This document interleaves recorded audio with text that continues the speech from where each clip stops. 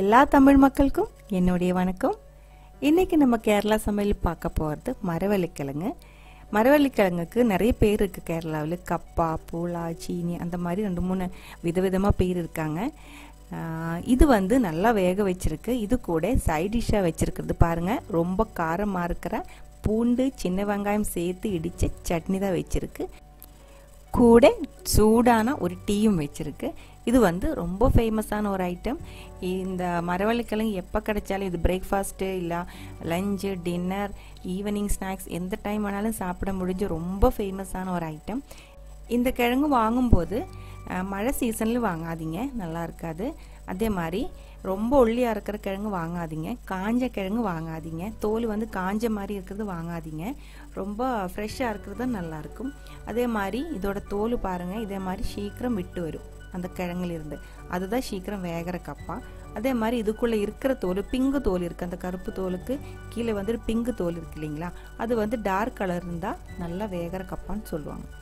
இப்போ நான் வந்து அந்த கிழங்கெல்லாம் இதே மாதிரி தோல் உரித்து எடுத்து வச்சுருக்கு. இதே மாதிரி பெரிய பெரிய பீஸாக தான் கட் பண்ணி வச்சுருக்கு. நிறைய விதவிதமாக பண்ணலாம்.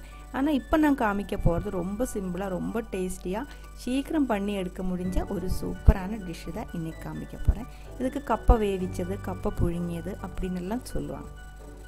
பெரிய பீஸ் வந்து நான் இதே மாதிரி 4ஆக கட் பண்ணியிருக்கு. சின்ன பீஸை நீங்கள் 2ஆக கூட கட் பண்ணி எடுத்து வச்சுக்கலாம்.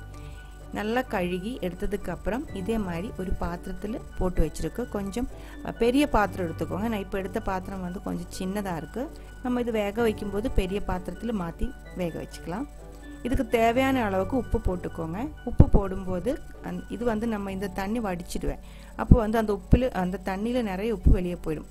அதனால கொஞ்சம் அதிகமாக உப்பு போட்டுக்கோங்க.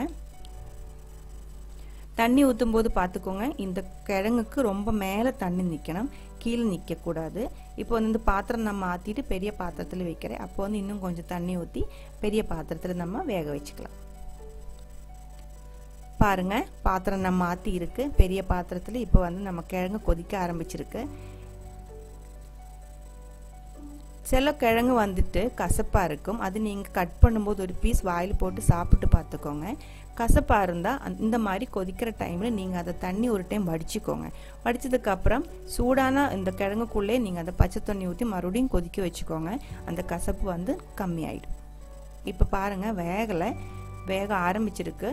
இப்போ நம்ம என்ன பண்ண போகிறோம், இது மறுபடியும் கொதிக்க வச்சுக்கலாம். அதுக்குள்ளே நம்ம சட்னி பண்ண போகிறோம். சட்னி பண்ணுறதுக்கு பாருங்கள், 3 காரமாக இருக்கிற மிளகாய் எடுத்துருக்கு. அப்புறம் கொஞ்சம் சின்ன வெங்காயம், 2 சின்ன பூண்டு வந்து உடம்புக்கு நல்லது. இந்த கிழங்கு சாப்பிடும்போது கேஸ் ப்ராப்ளம் ஏதாவது இருக்கிறவங்களுக்கு அது வராது. இப்போ வந்து மிக்சியில் கொஞ்சம் உப்பு போட்டு இதே மாதிரி அரைச்சிக்கோங்க. தண்ணி எதுவும் ஊற்ற வேண்டாம், ரொம்ப நைஸாக அரைக்க வேண்டாம். இந்த மாதிரி இடித்த மாதிரி தான் அரைக்கணும். 2-3 டைம் ஸ்பூன் வச்சு தட்டி விட்டு ஒரு 2-3 சுற்று சுற்றினா இந்த மாதிரி அரைஞ்சி வந்துடும். பாருங்கள், நம்ம கார சட்னி ரெடியாக இருக்குது. இப்போ வந்து இது கொஞ்சம் திக்காக இருக்குது, ஆனால் ரொம்ப காரமாக இருக்குது. அதனால நான் இதுக்குள்ளே ஒரு டேபிள் ஸ்பூன் தேங்காய் எண்ணெய் ஊற்றி கொடுக்குறேன். தேங்காய் எண்ணெய் உடம்புக்கு நல்லது, அதனால நல்ல ஸ்மெல்லும் இருக்கும். அது தண்ணி எதுவும் ஊற்ற வேண்டாம். இந்த எண்ணெயில் இந்த காரம் கொஞ்சம் கம்மியாக தெரியும், டேஸ்ட் வந்து ரொம்ப அதிகமாகவும் இருக்கும். இந்த மாதிரி ஒரு ஸ்பூன் வச்சுட்டு நல்லா மிக்ஸ் பண்ணி விட்டுக்கோங்க.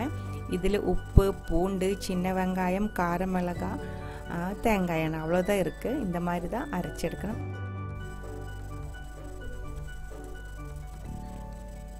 அவ்வளோதான், நம்ம சைட் டிஷ் ரெடியாக இருக்குது. இப்போ வந்து கிழங்கு பார்த்துக்கலாம். இந்த மரவள்ளிக்கிழங்கு ரெகுலராக நாங்கள் வீட்டில் வைக்கிறதுனால இது கொதித்து ஓரளவுக்கு இது பார்த்தாலே தெரியுது வெந்திருக்குன்னு. உங்களுக்கு அப்படி தெரியல அப்படின்னா இந்த ஓரமாக அந்த சைடில் பார்த்தாலே தெரியும், கொஞ்சம் அழிஞ்ச மாதிரி இருக்கும். இங்கே பாருங்கள், அதுக்கு என்ன சொல்லுவாங்க, அது இல்லை. உங்களுக்கு அப்படி பார்த்தா தெரியல அப்படின்னா ஒரு பீஸ் எடுத்துகிட்டு கையில் அமர்த்தி பாருங்கள். நல்லா வேகணும். வெந்ததுக்கப்புறம் இப்போ நான் தீ ஆஃப் பண்ணி கொடுத்துருக்கு.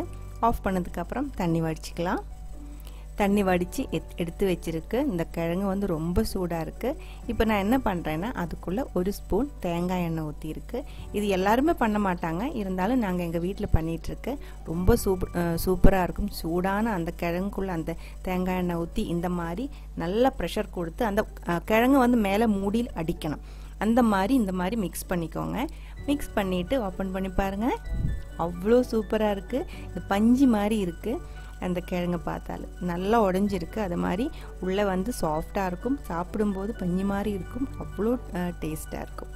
இது நீங்கள் ட்ரை பண்ணி பார்க்கலன்னா இந்த ஒரு மெத்தட் கண்டிப்பாக ட்ரை பண்ணி பாருங்கள், உங்களுக்கு ரொம்ப பிடிக்கும்னு நினைக்கிறேன்.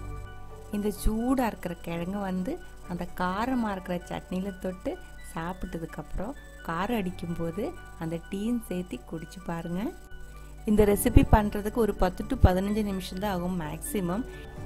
இனிமேல் நல்ல கிழங்கு பார்த்தா கண்டிப்பாக வாங்கிடுங்க. சிம்பிளான இந்த ரெசிபி ட்ரை பண்ணி பாருங்கள். ட்ரை பண்ணி பார்த்ததுக்கப்புறம் உங்கள் கமெண்ட்ஸ் எல்லாம் சொல்லிவிடுங்க. இந்த கேரளா சமையல் பிடிச்ச ஃப்ரெண்ட்ஸுக்கு இந்த ரெசிபி ஷேர் பண்ணி விட்டுருங்க. நீங்கள் இதுவரைக்கும் கொடுத்துட்டு இருக்கிற சப்போர்ட்டுக்கு ரொம்ப ரொம்ப நன்றி. இன்னும் உங்களுக்கு ஏதாவது புது சமையல் தெரிய வேண்டியது இருக்குது அப்படின்னா நீங்கள் கண்டிப்பாக கமெண்ட் பாக்ஸில் கேட்டுக்கோங்க. நான் அதை நோட் பண்ணி வச்சுருக்கேன். கண்டிப்பாக அது உங்களுக்கு வீடியோவாக பண்ணி நான் காமிக்கிறேன். அவ்வளோதான். உடனே இன்னும் ஒரு கேரளா ரெசிபியோட பார்க்கலாம். அது வரைக்கும் வணக்கம்.